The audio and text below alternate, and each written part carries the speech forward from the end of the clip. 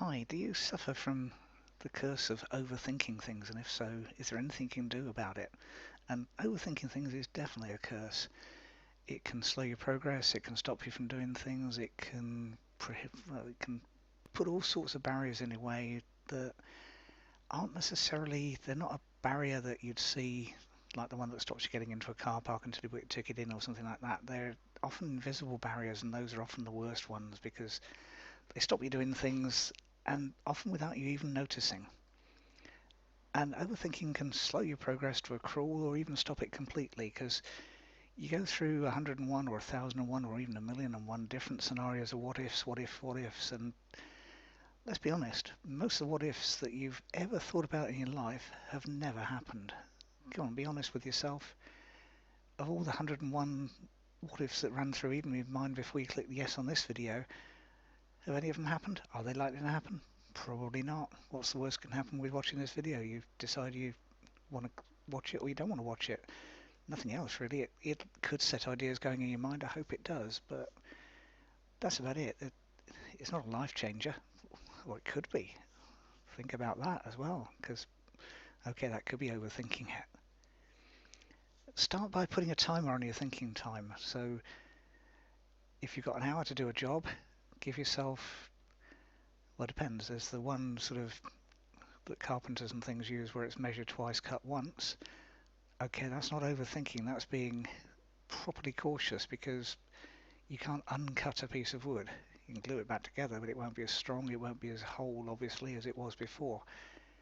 But generally speaking, I'd have said no more than 5, 10, 15% of the time for thinking and the rest of it for doing. It could be different, but again, think about it. If you go for, say, a car journey, you might check your tyres before leaving. You probably don't. You just, there's a kind of visual glance around the car. You won't check your oil because you rely on the light to do that. You won't check your brakes because you go for the light to do that. You won't check your fuel because you'll do all that. But you could go through all those kind of things, and if you go on a course or whatever, they'll probably teach you to do 101 of those different things as well.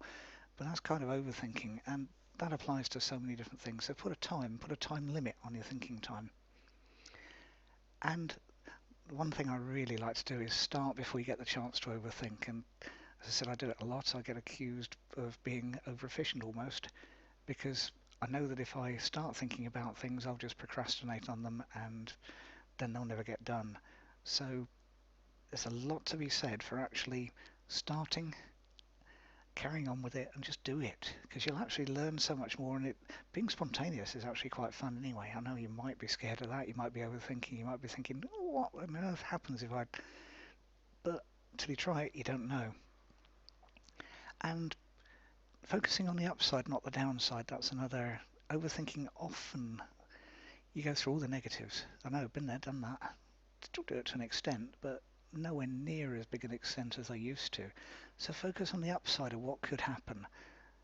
You could go outside, you might get wet because it might rain or the wind might blow, but you're still outside. You've got fresh air or fresh-ish air, depending on whether you're in a town or a country or wherever. And you might meet someone, or you might see something that sparks your imagination, or you might do something. Wow, consider that. So focus on the upside of what could happen, not the downsides of, well, I might get wet, I might, etc. And stop trying to be perfect. That's another side effect of overthinking things. You're trying to be absolutely perfect. I've stumbled a couple of times in this video, I've ummed a couple of times, I've certainly paused. So I'm not being perfect, but that doesn't matter because you're listening to this, and if you're still listening to this, watching this, you'll know that I'm not perfect, and that means that gives you permission to not be perfect yourself. And yeah, you go ahead, you've got my permission to not be perfect.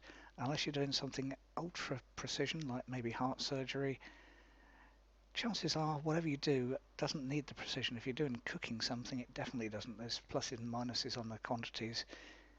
You can look at that. If you look at the metric versus the imperial things, you'll notice that the ratios aren't actually spot on the same. They've rounded it because no one weighs out 454 grams, even though that's a pound.